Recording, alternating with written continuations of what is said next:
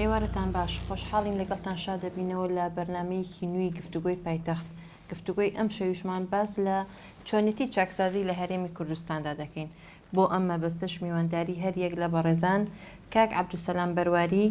ئەندامی پەرلەمانی کوردستان لەسەر فراکسیۆنی کوردستانی، هەروەها کاک گۆڤەت باباند پارێزەر و یاساناس،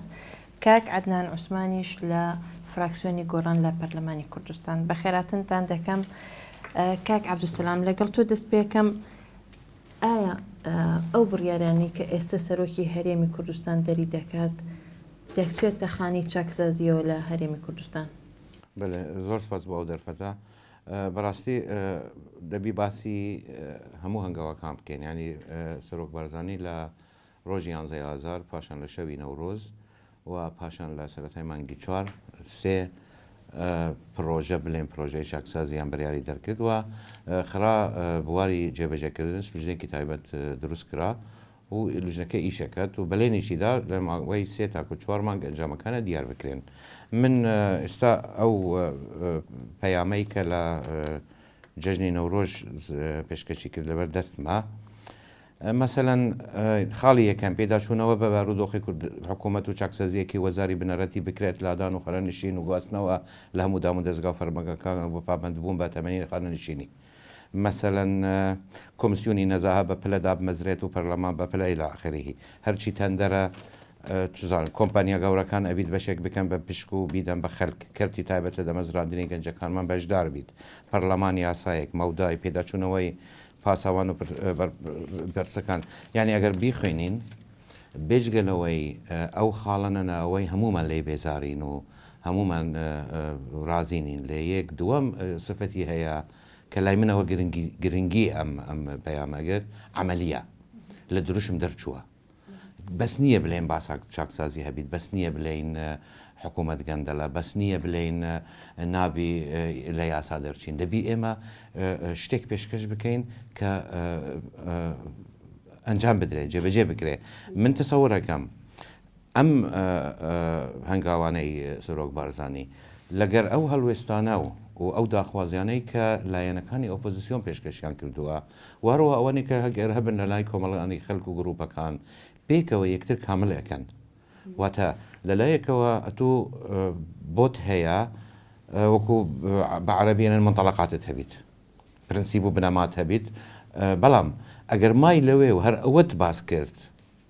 هیچ بەدەست ناینی. دەبی ئەوە خورد بکرێ بۆ هەنگاو، بۆ پرۆژە، بۆ بیرۆکە. پێم وایە ئەتوو ئەکرێ ئەمە بکرێتە تەرجمەی هەندێک لەو دروشم و داخوازانە، واروها بکرێت بە ئەساسێک کە ئەگەر هەندە خاڵ لەوێشدا نەبن دەوڵەمەند بکرێن بەو خاڵانەی کە جارە هێشتا لە ئاستی دروشمن. کاک عەدنان، کاک عەبدولسەلام ئاماژەی بە شتێکدا پێکهێنانی لیژنە، ینی ئەو بە هەندێک لیژنە پێکاتۆ بۆ مەسەلەی چاکسازی. پێت وایە چاکسازی بە لیژنە پێکهێنان بەڕێوە دەچێت لەم هەرێمەدا؟ وەڵام کێشەیەکم لەگەڵ لیژنە نییە، ینی حتمەن تۆ کە پرۆسەیەک دەست پێیەکە، هەر پرۆسەیەک بێت پێویست بە کەسی دیاریکراوە بۆ ئیشێکی دیاریکراوجا ئەو کەسێکی معنەویە لە لیژنەیەکە یان کەسێک کە شخصێکی دیاریکراوە بۆ ئەو ئەرکەی ئەسپێریت. دیارە تاوان قسەیەک هەیە هەر کارێکە ویست بیمرێنی بیدە تەسلیمی لیژنە و لیژنە کاری بکە. بەڵام من علاقەم بەو کەلتورەوە نییە، بەڵام علاقەم بەوە هەیە پرسیارە ئەسلەکەی جەنابەت کە ئایا ینی ئەگە بچنە سەر ئەو نقطەیە کە ئایا ئەمە هەنگاوە یان کە سەرۆکی هەرێم دەینات هەنگاوێکە بەرەو چاکسازی و یا هەنگاوێکە کە با بڵێن جۆرێک لە بەلبەلەیەکی ئیداری لە کوردستانە دروستەکە، یان هەنگاوێکی شقلیە، تەنها هەنگاوێکی شقلی ناشێتە بواری عەمەلی و ئەوانەوە. من پێم خۆشە لەسەرەوە قسە بکەم. دیارە لە ڕاستیدا ئەوەی کە هەر لایەنێک دەست بکات بە چاکسازی کارێکی گرنگە. هەر کەسە هەر لایەنێک لای خۆی، هەر حزبێکی سیاسی لای خۆی دەست بکات بە چاکسازی لە ماڵی خۆی، هەر موسسەیەکی حکومی دەست پێ بکات کارێکی گەورەیە، گرنگە بۆ ئێمە. بەڵام پێم وایە چاکسازی ورد ناکرێتەوە. ورد ناکرێتەوە بۆی کە حزبێک بە تەنیا ئیدعا بکات بڵێ من حزبی ئەنجامدانی چاکسازیم. من پێم وانە هیچ حزبێک بتوانێت قیادەی ئیسلاح بکات لە کۆمەلگای ئێمە. هەموو حزبەکان دەتوانن مساهمە بکەن و بەشدار بن لە عملی ئیسلاح لە کوردستانە. و بە هەمان شێوەی حزبەکان من پێم وایە مؤسساتی دەوڵەتیش مؤسساتەکانی هەرێمیش کە با بڵێن لەم چەند دەستگای خۆی بینێتەوە لە پەرلەمان لە حکوومەت لە سوڵتەی قەزایی لە سەرۆکایەتی هەرێم ئەمانش ناکرێت بەبێ دەستگاکانی تر هەرێک کە تاکڕەوانە لای خۆیەوە لە حاڵەتێکی ینی شبه ئینفعالیدا مجموعەیە بڕیار بدا یان لە یەسی لەوەی کە دەستگاکانی تر هەستن بە ئەو کارانی کە پێویستە بیکەن ئەم هەستێت بە ئەنجامدانی کۆمەڵی هەنگا و کۆمەڵی کار بە ناوی چاکسازیەوە ئەم پچرکردنە ئەم لەتکردنەی پرۆسی چاکسازی هەوڵدانێکە بۆ بەڕای من لەوانەیە نیەتێکی باشی لە پشتۆبی کێشم لەسەرەوە نییە چکە من قسە لەسەر سەرۆکایەتی هەرێمەکەم قسە لەسەر سەرۆکایەتی هەرێم وەکو مؤسسەیەکی معنەوی نەک وەکو شەخسەکە بەڵام قسەکە لەسەرەوەیە کە ئەمە هەوڵدانێکە بۆ بەلا ڕێدابردننی سەررجەم پرۆسی چاکسازی لەبەروی پرۆسی چاکسازی دەبێت پرۆسەیەکی نیشتیمانی بێت نە بە حزبی بکەین و نە لە ناو مؤسسە ئیدارەکانش لەتلەتیکن ئەبێ نیشتیمانی بۆ مانایی کە من پێم وایە هەموو حزبەکان دەبێ بەژار حزب چالاکەکانی کۆمەڵگای کوردواری دەبێ بەشدار من لەم عملیاتە ئیرادەیەک هەبێ بۆ چاکسازی و مؤسسەکانی هەرێم مؤسسە شەرعیەکانی هەرێم ئەوەی کە بەگوێرەی یاسا و بەگوێرەی دەستور و بەگوێرەی عرفی سیاسی لە کوردستانە دانراون ئەمانە پێکەوە بە هەماهەنگی بەشدار بن ڕێگری چیە لەوەی حزب سیاسەکان بەشداری نەکەن خۆ زۆر جار سەرۆکی هەرێم و توێتی کە ئەوی ئەوێت بەشداری لە پرۆسی چاکسازی بکە با بێتە پێشەوە بڵێ نا ئەزانین چۆن مۆزوعەکە بنەوەنیە بێتە پێشەوە ڕاتە دواوە مۆزوعەکە لەوەیە قسەمە لەسەرەوەی کە سەرۆکایەتی هەرێم وەکو دامەزراوەیەک ئێستا بە کۆمەڵی هەنگاوەستاەوەی کە مامۆستا عەبدولسەلام هەندێکی خوێندەوە هەندێکی باس کرد من بۆ خۆم ڕێی شخصی خۆم کە پێشتری نووسیمە پێم وایە ئەمە ئەرکی سەرۆکایەتی هەرێم نییە سەرۆکایەتی هەرێم وەزیفەیەکی تری هەیە و کورد ئێستاکە کوردستان هەرێمەکەمان سەرۆکایەتی هەرێمی بۆ وەزیفەیەکی تر ئەوێ نەک چوونە ناو مجموعەیە وەزائیفی تەنفیزی ئیداری کە لە ناوەڕۆکی کرۆکی ئیشی حکوومەتە ئیشی دەسڵاتی تەنفیزی ڕاستەوە خۆیە بەڵام حاڵەت دەرنەچین بەس کاک گۆڤند وەک یاساناسێک یعنی سەرۆکی هەرێم ئەو سەڵاحیەتانی هەیە کە ئەوەی ئێستا ئەیکات بۆ چاکسازی بۆ نمونە زۆر لە مەسەلەکان نزیک بۆتەوە بەڕێوبەری بەلەدیەک ینی شارەوانیەک لە سەرکار لابراوە بە ئەمری سەرۆکی هەرێم پرۆژەیەکی گەشت و گوزار لەسەر بڕیاری سەرۆکایەتی هەرێم وەستێنراوە ئەمانە ئیشی ئەوە یاخود کابینم حکومت مەسە هەندشتی نایکات ئەری وەڵی کەم و ئەڵێم شتەکە ئێستا بکرێت باشترە و لەکە یەکجار نەکرێت من بەعکسەوە من ئەڵێم ئەو شتە باشە بکرێت چونکە چارە نییە خۆی سێگۆشەیە پەرلەمان دەسەڵاتی پەرلەمان دەسەڵاتی جێبەجێکردن واتە سڵتەی تەنفیزی دەسەڵاتی دادوەری ئەوان تەواوی یەکترینە ئەگەر ئەوان مەسەن کەم و کورتیانە بێت سەرۆکی هەرێم باتە داخلی هەتا دانانی دادوەرەکان لە دەسەڵاتی دادوەری بۆ نایکات یان مەسەن وەزیرێک لە وەزیرەکان خۆی بتەوێ نەتەوێ حسابەکرێت لەسەر سەرۆکاتی هەرێم و سەرۆکی هەرێم بۆ تەداخل نەکات کاک عەبدولسەلام ئەمە ئەدەوێ وەڵام بیتەوە وەڵام نادەم من هاتوومە من تەمسیلی بەس پرسیارێکم ئەمە تۆزێک مۆزوعەکە تاکو تێپەر نەبیت یەکەمەوەی حقیقەتێک بڵێم ینی بە پێی سیستەمی سیاسی ئێمە سەرۆکی هەرێم سەرۆکی باڵای دەسەڵاتی جێبەجێکردنەش ئەوە لە لایەک دووەمیان ئەمە فەرمان نییە پەیامە سێیەمیان ئەگەر بین نەبیری خۆمان لە کاتی زۆر تەنگەژە هەبوو ئەوەی بەناو ڕاگەاندنی سەر بەخۆیە ئەوەی لە دڵسۆزیە و داوایەکەن سەرۆکی هەرێم بۆ هەڵوێسوەر لاگریت سێیەمیان پێم وایە شتەکان گەشتبوونە ئەو ڕادەیەی هەڵوەشاندنی حکوومەت و ئەرحەل و ئەوە بوو ئەو کاتە هەر هەنگاوێک لەلایەن حکوومەتەوە لەو دەوروبەری ئەو کاتە هەر هەنگاوێک لەگەر حکوومەتەوە لە بەردەرگای سەرای دەنگدان لەسەر لادانی ئەم وەزیر و ئەو وەزیرە ئەدرا واتە من تەسەوەر ئەەکەم حکمتێکی تێدا بوو کە خودی سەرۆک لەو مەرحەلەیە بەو شێوە داخلی مەوزوع بوو ئیترش ئەمەوێت تعقیبێکی بچوو بکەم ینی مەبستم کە سەرۆکی دەسەڵاتی جێبەجێکردنە ئیشیتی بەڵام چۆن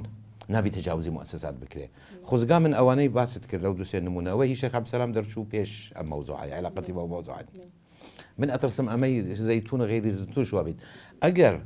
لە وەزارەتی شارۆوانی لە ئەنجومەنی وەزیران بلێت لەسەر فەرمانیان لەسەر ڕاستپاردەی سەرۆکی هەرێم بریاری ئەوەماندا من ئەوە ببوورەکە گۆڤەنش لێرە بەوە بە یاسایی ئەزانم سەرۆک ئەتوانیت وەکو سەرۆکی هەیئەی تەنفیزی داوا بکرد لیان بکرد بەڵام ئەگەر فەرمانگەیەک یان نووسینگەیەک لە دیوانی سەرۆکاتی هەرێم ڕەسەن بریارێکی وا بدات ئەوە دەبی بیبینم بریارەکە چۆنە تاکو ئێمە جواب بدەین ئایا ئەمە دەسەڵاتی دی دەسەڵاتی نی من سەورەکەم آخر نقطەم نەتعقیب بجواب بداوە قسەی کاک عەدنان من سەورەکەم چاکسازی زیاتر حزبەکان ڕۆلی ئەوەیان هەیە چ لە حکوم بن لە دەرەوەی حکوم بن بۆ زەمینە سازکردن و ئامادەکردنە بەڵام چاکسازی بە مؤسسات دەکرێت چاکسازی بە حکوومەت دەکرێت بە هەموو سەریح بین من گەنگشەی ئەەکەم من فشار دەخمە سەر حزبی حاکم و حکوومەت من جەماوەەر ئامادە ئەەکەم من هوشیاری بڵاو ئەەکەم اینجا من چ بم من منستە پرسیارت لێ بکەم ئەمە جهودی شخصی نییە کە سەرۆکی هەرێمی کات ینی چۆن ئەکرێت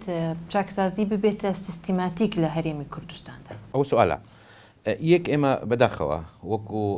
زۆربەی زۆری مؤسساتی ئێمەی فەرمی و نەفەرمی ئێمە نەبیش بیرکردن و نەئیشکردنی مؤسساتیمان هەیە ئەمە دەبی دانی پێ بدەین ئەمە کێشەی تەنها کوردستان نییە کێشەی عێراق بەتەنیا نییە کێشەی زۆربەی زۆری جیهانی سێیە و هەموو ئەو کۆمەلگایانەی لە جۆرە حکمێک اینجا چ بیت ئەو جۆرە حکمە هەنگاوێن وێنن بۆ دیموکراسیەت نەبوونی مؤسساتی لە بیرکردن و لە کارکردن ناکرێ تەجاوز بکرێ لە بیر بکرێ و بهین داوای مستحیل بکەین لەو کاتەدا هەندە جار ئەبینی هەنگاوەکان یان بریارەکان یان ڕێزبەندی هەنگاوەکان بەو شێوە نمونەیە نابیت بۆی من تەسەوەرەکەم ئەمە ئەگەر ئەمە برین ئەمەیە چاکسازی سەرۆک ئەگەر واتە یەکێک بلێت هیچ نییە غەڵێرەکەین چاکسازی کاک عەدنان باسی کرد شتێکی ئەرکی هەمومانە بەڵام من زیاتر ئەبینم ئەرکی دەوڵەتە واتە ئێمە لە دەرەوەی حکوومەت بین لە ناو حکوومەت بینێ هەمومان لە ئەو کۆمەلگا و دەوڵەتین بۆیە من تصەورەکەم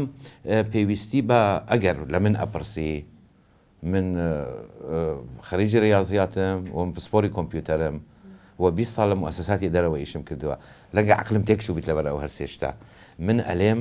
بۆ هەر شتێک تو دەبی بنەماکانی پرۆژێک مەنیجمنتت هەبی یعنی پرۆژەیەک تعریف بکەی ئەو پرۆژەیە ڕۆیایی هەیە ئەرکەکەی دیارە استراتیژیەکان دیارن شێوەکانی کارکردن دیارن پاشە لە ئەخیرەوە پلانەکە داهنی ئەگەر لە من ئەپرسی ئەمە ئیشی نمونەیە چەند پێمان ئەکرێ چەند ئامادەی هاوکاری یەکتر بین بۆ ئەوە بکەین ئەمەش بۆ زۆایکترە کاک عەدنان ینی باسی لەوە کرد کە فعلا لەمە جهودی شخصیەمی سەرۆکی هەرێمیکە یعنی ئەو شوێنانەی کە دەستی سەرۆکی هەرێمی پێناگەیان لیژنەکانی کە سەرۆکی هەرێم پێکی هێناوە بۆ ئەوەی کە بە دوچون بۆ مەسەلی چاکسازیەکان بکەن چۆن ئەم ئەرکە ئەکرێت بۆ نمونە لە سلێمانی ئەگەر لێرە هەندێک هەنگاو نراوە بۆ ئەوە لە سلێمانی تا ئێستا هیچمان نەبیستۆ لەم بارەیە خۆی کاک عەبدولسەلام دوو قسەی زۆر گرنگێکی کردم من زۆر هاوڕام لەگەڵ ینی و بەشێکە لە تفکیری منیش یەکەم چاکسازی بە مؤسسات دەکرێت بە دڵنیاییەوە دەبێت مؤسساتێکە بە ئیشی چاکسازیکە بۆیش کە من ڕخنە لەو کۆمەڵە هەنگاواگرم من پێم خۆشە سەرۆکی هەرێم ئێستا هاتوودە ژێرباری ئەوەی کاوەکەوەی کاک گۆڤەن وتی دێت کۆمەڵی هەنگاو ئەنی ینی سەرۆکی هەرێم بە تەواوەتی تێگەیشتووە کە خەلەلێکی گەورە هەیە لە کۆمەلگاکە بۆیش ڕاستەخۆ هاتووە قسە لەسەر موساتەحە و هەندێک وردەشی ترەکە کە دیارە من بە ئیشی سەرۆکایەتی هەرێمی نازانم بەڵام دڵخۆشم لەوەی کە هەموو لایەنە سیاسەکان لە ئێستادا هاتوونەتە سەر ئەو ڕایەی کە خەلەل هەیە لە کوردستانە خەلەلی گەورەش هەیە ئەوە نییە کە تەنها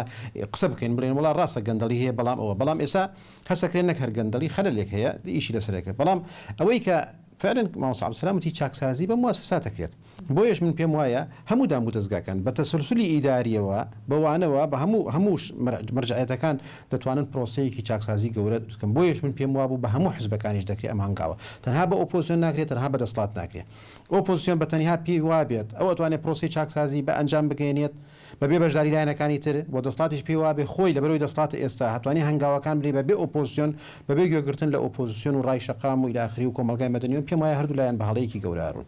قسەی دیوێکی تری قسەکەی مامۆستا عەبدولسەلام کە لە هاوڕام لەگەڵ ئەویش ئەوەیە کە لە کۆمەلگادا ئێستا کاری مؤسساتی نییە هەم بیری مؤسساتی نییە هەم کاری مؤسساتی نیە جا ئەمە نقطە ئەساسیەکەیە کە ئێمە لێرە دەست پێ بکەین ئێمە دەبێ بەدوای ئەسلی مۆزوع بگرین ئەسلی مەطلب بگرین هەنگاوەکان لەکوێ دەست پێەکە هەنگاوەکان بە مەجموعەیە قەرارەتی فەردی کە سەرۆکی وەزیران بڵێ بەمە ئەکرێ یان بە ئیشی مؤسساتەیەکرێ کە ماوەس عەبدولسەلامەتی زۆر بە ئاسانی من پێ دەڵێم چەند دەستگایەکمان هەیە من پێم وایە ئەم دەستگایانە کارا بکرێن و ئیرادەیەکی سیاسی لەلایەن سەرۆکی هەرێم و سەرۆکی حکوومەت و پەرلەمان و حزب سیاسیەکان هەبێ بۆ کاراکردنی ئەمانە و سەربەخۆکردنیان و هاندانیان بۆ ئیشکردن هەنگاوی گەورەی چاکسازیەکە یەکێ لە دەستگا زۆر گرنگەکان دیوانی چاودێری داراییە کە یەکێکە لە دنگە ئەساسەکانی هەر وڵاتێک هەر وڵاتێکە دا ئەمەزرێت ڕۆژی یەکەم دا ئەمەزرێت ڕۆژی دوم دەبێت دیوانی چاودێری هەبێ بۆ مراقبەی مالی عام بکە بۆی مراقبەی عدالت بکە بۆی مراقبەی نەبوونی فەساد و گەندەڵی و ئیلا ئاخری بکە دیوانی چاودێری ئەمە لە کوردستانە بتوانین دیوانێکی یەکگرتووی چالاک و بتوانە شتێکی ڕەمزی نەبێت شتێکی کارتۆنی نەبێت ئەوە بێت ئەوە گرنگ هەنگاوی گرنگ ئیدعای عام ئەمە دیفاع لە مافی خەڵکەکات و دیفاع لە هەموو ئازادیەکان و لە متابعەکردنی تەنانەت کارەکانی دیوانی چاودێریەکە ئەمە گرنگە لە هەمووش لەمانش گرنگتر چییە تۆ پەرلەمانێکی فعلیت هەبێت کە ئەو پەرلەمانە دەسڵاتێکی تەشریعی ڕاستەقینێ بێت بە باڵاترین دەسڵات بێت واتە حزب سیاسیەکان ئەو ئیرادە ڕاستەقینە بدەن بە پەرلەمانی کوردستان پەرلەمان بتوانێت ئەو ڕۆڵە گەورەی خۆی بگێڕێت لە خواری ئەمانەیشەوە یا لە پاڵی ئەمانەیشەوە هاوکات یا هاوتەریب لەگەڵ ئەمانەشە تۆ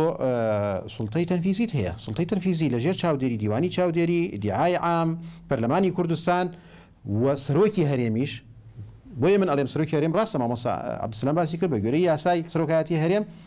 سەرۆکی دەسڵاتی جێبەجێکارە سەرۆکی باڵای جێبەجێکارە بەڵام ئەنجومەنی وەزیران لە ڕاستیدا باڵاترین دەسڵاتی جێبەجێکارە کۆمەڵی ئیشکالێت هەیە لە یاساکە ئیشکالێتی پەیوەندی سەرۆکی هەرێم لەگەڵ پەرلەمانە هەیە سەرۆکی هەرێم لەگەڵ سەرۆک وەزیرانە دەسڵاتەکانی سەرۆکیرە یاساکە نەیتوانیوە بە وردی هەموو ئەمانە معالەجەکە بەڵام کێشەمان نییە لەسەر ئەمە کێشەکە لەسەرەوەیە سەرۆکی هەرێم دەبێت دوور بێ مەسافەیەک دوور بێ لەم دەسڵاتانە بۆیش ئەوەی کە باس کرا مەسەلەن لە خوپشاندانەکانە باس لە ڕۆڵی سەرۆکی هەرێمەکرێ لە خوپشاندانەکان باس لە ڕۆڵی سەرۆکی هەرێمەکرێ بۆ مۆزوعانە سەرۆکایەتی هەرێم وەکو مؤسسەیەکی تر وەکو مؤسسەیە لە دەرەوەی مؤسسەی حزبی حاکم دەبێ مامەڵە بکات بۆیە ئەگەر ئیجازم بدەیت من پێم وابوو دەستخۆشی یەکەم کە هەر مؤسسەیە کاری چاکسازی بکە بەڵام پێم وابوو سەرۆکایەتی هەرێم لە بری ئیشی مساتەحە و ئەمانە سەرۆکایەتی هەرێم هەوڵی چاکسازی لە مؤسسەکەی خۆی بکردایە بەو مانای ئیجازم بدە بەو مانای مؤسسەی سەرۆکایەتی هەرێم لە مؤسسەیەکی حزبیەوە دەرکەن بیکردن بۆ مؤسسەیەکی نیشتیمانی ئەو کاتە منێکی ئۆپۆزیسیۆن سەرۆکایەتی هەرێم وەکو مؤسسەیەکی بێلایەنی بۆ هەمومان من و کاک عەبدولسەلام و کاک گۆڤەند و خەڵکی تر و جەنابتیش وەکو هینی خۆمان سەری بکەن مؤسسەی سەرۆکایەتی ماوەیەکی زۆرە مناقش لەسەرەوەی جێگرەکەی لە کەسێکی یەکێتی دانرێت پەرلەمان لە سەرۆک و جێگرەکەی یەکێتی پارتیە حکوومەت ئەوەتە باش ئەمە وتمان نەتایجی ئینتیخاباتە ئەوانێ بەڵام سەرۆکی هەرێم بۆ بێت جێگرەکەی لابێ لە حزبەکەی تر بێت کە هاوشەریکی خۆیەتی بۆچی سەرۆکایەتی هەرێم نیوەی مستشارەکانی سەرۆکایەتی هەرێم لە کەسایەتی سەربەخۆکان و ئۆپۆزیسیۆنەکان نەبن جێگری سەرۆکی هەرێم بۆچی کەسێکی سەر بە ئۆپۆزیسیۆن نەبێت یا کەسایەتێکی سەربەخۆ نەبێت یعنی من پێم وایە چاکسازیەکی گرنگ بۆی ئەو مؤسسە بێلایەن بکەینەوە لە حزبایەتی دووری کەینەوە وەکارەکانیشی دوور بن لە جۆرێک لە عەتف و سۆزی حزبایەتی هەنگاوی یەکەم پێم وابوو لەوێوە دەست پێ بکەن ئەوان ئەو مؤسسەی خۆیانە چاکسازی بکەن و ئەو دەستگایانێتر بە هاوکاری لەگەڵ حزب سیاسیەکان پەرلەمان حکوومەت ئەو دەستگایەکانی تر تەفعیل بکرێت پێت وایە سەرۆکایەتی هەرێمیش پێویستی بە چاکسازی بڵێ بەدڵنیایەوە مەجال بدەیت سەوەرکەمە قەدرەکەین لە سەرۆکایەتی هەرێم من لە بەرەوەی پێش ببەندا پەرلەمان تۆزە نزیکیم هەبوو لە سەرۆکی دیوانەوە بگرە تاکو بچیە خوارێ من کە ئەچووم مەراجعەمە کرد خۆزگام بوو دوو پارتی ببینم باوەرم پێ بکە حەزەکەم ڕۆژێک منوت و پێکەوە بچینەوێ با بزانین ئەوانەی لەوێنە مستەشارن و سەری جامیعانە و وەڵامی ئەو پرسیارەشمانە گەربەیتەوە وەکو کرد بۆچی جێگری سەرۆکی هەرێمە بێ لە حزبەکەی تر بێ بۆ ئەبێ یەکێتی بێت ینی ناکرێت وەڵامی ئەوە لام نییە ناکرێت مەسەلەن لە بێکێکی کە بێت مواتنێکی ئەم ئێستا سەرۆکی هەرێم جێگیری نییە لە پاش ئاخر هەڵبژاردن جێگیری نییە واتە ئێمە باسی کێشەیەکەکەن کە وجودی نییە نەمبیستوە سەرۆکی هەرێم جێگیرێکی هەبیت ئێستا و ئەو کاتە ئەگەر دانڕا ئەتوانیم ناقشێوانی خۆی جێگرێک بە خۆی دانی زۆر باسەڵێ بن با لە پرەنسیب دەرچین بێنە واقع ئەم حکوومەتە ئێستا تەشکیل بووە لە ئەنجامی ڕێککەوتنێکە لە نێوان دوو پارتی سیاسی کە پارتی دموکراتی کوردستان و یەکەتی نیشتیمانین و چەند حزبێکی تر ئەگەر لەگەریان بن وایاننا واتە داخلی هەڵبژاردن بوون بەو شێوەیە و حکوومەتمان پێکینە شێوە خوازیاری ئەوە بوون هەموو حزبەکان بەشدار من لە حکوومەت هەندێک مەسلحەتی خۆیان دیت لە دەرەوە بن بۆیە کە دوو حزب ڕێک ئەکەون ئێمە گاڵتە بە خۆمانەکەین ئەگەر تەسەوە بکەن ڕێک ناکەون لەسەر مەناسب ڕێککەوتنی سیاسی تەئالوفی حکومی لەسەر مەناسبە چونکە ئەوە پێش ئەو پرۆگرامێکی هاوبەشیان هەیە ڕۆیایەکن هاوبەشیان هەیە ئەوەیە ئەوانی پێکەوە گرتووە بەڵام کە هەڵبژاردن تواو بوو و ئەوە نەب داهێنەرێکی کوردیە داهێنەرێکی پارتی و یەکەتیە لە هەموو دنیا کە دوو حزب حکومت پێک دێنن ڕێکەکەون ئەم وەزارەتە بۆ من ئەوە بۆ تو ئەم منسەبە بۆیە طبیعیە من تەسەوەرەکەم جێگیری سەرۆک یان پارتی بیت یان یەکەتی بیت بەڵام ئەگەر هاتوو لە نەسێکی ڕسمی تێدا بیتەوە من لەگەر تو مەقبولی نەکەین بەڵام ڕسمیان ئەوە شەرت نییە بەڵە کا گۆڤند چۆن وا بکرێت جیهازی دیعای ئام دادگا چالاک بکرێت لە هەرێمی کوردستان بۆ نمونە وا بکرێت کە ئەو فەرمانی دەستگیرکردنی کە دادگا یاخود دیعای ئام دەری دەکات جێبەجێ بکرێت خۆی ئەگەر بێ حقیقت یاسایەک هەیە بۆ داواکاری گشتی واتە دیالعام یان دیالعام نەکەوە پێویستی بە یاسایەک یان وەکو یەک لە برادرانی جێگەری دیالعام بمنە لێ با سەرۆکی هەرێم دەعممان بکات بزانەمە چ دەکەین ئیکا کە سەرۆکی هەرێم چ دەعمت بکات ئەوە یاسایەکە هەیە و سەلاحیەت هەیە و ئیشی خۆت بکە یعنی هەیە جێگەری داواکاری گشتیە ئیشی کاری خۆی بە مەزبوط ئەکات و دەوری خۆی بینیوە ئەمە بە هەموو شتێک من بێلایەنم ئەو دوو برادرە معارەزەیە و سەر حزبی دەسات من ئەڵێم هەموو شتێک با نەکەینەوە خەتای سەرۆکی هەرێمە خەتای حکومەتە خەتای دەسەڵات ئەمەش بەشدارین وەک ملت وەک کادری کارمەندی دام و دەستگا و دەوائر و بەنسبەتی حکومەتیان دەسەڵات سەری دەسەڵات لە چێ گونەحبارە یان غەڵەتی لە چییە لە دانانی مرۆڤی لێ هاتوو لە جێگا لێ هاتوو یعنی من مەسلەی ئەوەی نییە کابراک هەڵبژێرم یان بینم لەبەرەوە پارتیان یەچەتیان نازانم چی کابرا با بمستەوای کەفاەتی هەبیت حسابی بۆ هیچ ناکەم بۆ ئەمریکا و ئەوروپا کەفاەت ئێمە بۆ خۆیان ئەیبن حسابی ئەوەی ناکەنەوە ئەسلی شەرقیە ئەسلی مسلمانە ئەسلی کوردە ئەسلی عەرەبە ئەسلی هیچ بێت استیفادە لە کەفاەتیەکەن بۆ ئێمەش کەفاەت وەرناگرین ئەگەڕێمەوە بۆ مەسلەی دیالعام یا مەسلەی دەسەڵاتی دادوەری ئەگەر بێوێ ئەیکات یاسا بەدەستێتی کەس تەحەڕوشی پێ ناکات من قەت لەگەڵ ئەوەی نییە من وەک محامی و 24 ساڵ محامیم دنیا داعاویم گرتووە بەرامبەر دەسەڵات بەرامبەر حزب بەڵێ من گۆران بووم من محامی گۆران بووم من محامی دکتۆر کەمال سەید قادری بووم محامی مامۆستا سەید ئەحمەدی بووم محامی نازانم چێ و چێ بووم کەس نەهات ئەو تەحەداکەمەوە بەرامبەر تەلەڤیزیۆنەوە قسەکەم کە تەهدیدم بکات یا قسەم پێ بڵێت یان نازانم چی و هەیە وتیانەوە سەر بە دەسەڵاتە بۆیە ناترسێ بۆی نازانم چی وان نییە ئەمە با نەترسین بەعکسەوە دەسەڵات من ئەوەی بە تەجربەی خۆم والله دەسەڵات ڕێزی لەو کەسێ دەگریت کە قسەی ڕاست بکات نەکەوە بەس قسەی حەلق و پەلەخ بکات قسەی ڕاست بکات ئیدیالعام بێوێ ئیشی خۆی ئەکات ئیدیالعامێک هەیە ئەو مەوزوع و ئێستا لە کای عەدنان وەرگرم بەسەرمەکەوەتە کای عەدنان لە سلەیمانی ئەتا ئێستا ئەمرەکانی داواکاری گشتی جێبەجێ نەکراون زۆر کەسەیە لە مەسلەی خۆپیشاندانەکاندا بەوە تاوانبارە کە خۆپیشاندەرانی کوشتووە بەڵام ئەوانە ڕادستی دادگا نەکراون یاخود نەتوانراوە تا ئێستا ئەمری دادگا جێبەجێ بکرێت بۆچی ئێمە جۆرێک نییە لە گەندەڵی والله ئێمە جۆرێکە لە یاساشکێنی ینی ئەوەی مۆزوعی ئیدیعای عام لە ڕاستیدا لە سەرۆکی هەرێمەوە بۆ هەموو مدعی عامەکان خۆشیان هەموو باس لە خەلل لە یاساکەکەن باس لە ارتباطی ناسەر بەخۆی و ناچالاکی ئیدیعای عام ئەکرێت دیارە کۆمەڵی خەڵکی زۆر بەتوانا و ئەوانە هەیە و ئیرادەیەکی باشیش هەیە بۆ ئیشکردنەوە پێم وایە چەند کۆبوونەوەیکیش کرا مەوسوعة عەبدولسەلامیش ئاگادارە کە چەند کۆبوونەوەیەک کرا بۆ یاساکە هەموار بکرێت و جارێکی تری دیعای عام بەو ئەو دوو دەستگایە زۆر گرنگە بۆ کۆمەلگای کوردی وەک باس بکە دیوانی چاودێری و دیعای عام ئەم دوانە پێکەوە بەڕاستیەکەی گومانەوەی کۆمەلگایەکی شەفاف و دیموکراسی و کۆمەلگای مەدەنی دروست بکەین دەبێ ئەم دوو دەستگایە کاتە ئەو خەلەلە لەوەیە کە پۆلیس دەستگاکانی پۆلیس سەربەخۆنیە یاخود دادگای سەربەخۆنیە لەوەی کە ئەوانە ڕادستی دادگانەکە کە تۆیەکی لە ڕاستیدا زۆر ئەمان کێشێ بۆکو زۆر موازعی تر مەسلەی ئەوەی دەستگاکان سەربەخۆنی لە کوردستانە ئێمە هەمومان یان بەش بە حاڵی خۆم من هاوبیرانی من قەنەعەتمان بۆ هەیە کە حزب ئێستا مؤسسە گەورەکەی لە کۆمەلگای کوردی و ئیشکالەتی گەورەی کۆمەلگای کوردیمان لە ئێستادا ئەو تەدەخل لە حزبیە گەورەیە لە هەموو دام و دەستگاکان ینی بە نمونە ینی ئێمە بۆ باسم کردم باسی مؤسسەکەم باسی کەسەکە ناکەم لەوانەیە کەسێکی زۆر بەڕێز بەتوانای ئیلا ئاخری مدیری پۆلیسی شوێنێکە قامی شوێنەکە مەحافظەکە مۆزوعێکی ترە بەڵام مؤسسەی بۆ نمونە وزارەتی ناوخۆ وزارەتی ناوخۆیەکی کە لە وزارەتە گرنگەکان ئەندامێکی مەکتەبی سیاسی پارتی سەرۆکایەتی وەزیری وەزارەتی پێشمەرگا بە هەمان شێوە هەردوو ئاسایش بە هەمان شێوە ینی کەسی حزبی کەفۆنی مۆزوعێکی ترە چالاکن مەسلەیەکی ترە بەڵام کەسی حزبی بۆ هەندێک دام و دەستگای گرنگ کە ئەمە دەبێت دام و دەستگای نیشتیمانی بێ خۆش فعلا من لەگەڵەوە محاسەی نەتائجی هەڵبژاردن حزبەکان دێن تەحالف دروستەکەن کابینە تشکیلەکەن کێشەم لەسەر نیە ئەم دەستگانەیە بۆیە ئەمە واکات کە پۆلیست ئاسایشت پێشمەرگەت ئەمانەت زۆرتر وەلایەکی حزبیان هەبێت لە بەرەوەی کەسایەتیە لە سەرویانە کە زۆرتر مەرجعەکەی مەرجعی حزبیە چێتەوە بەس بچینە ناوبڕێک و ئەگەڕینەوەش ناوبڕێک و دەگەڕینەوە لاتان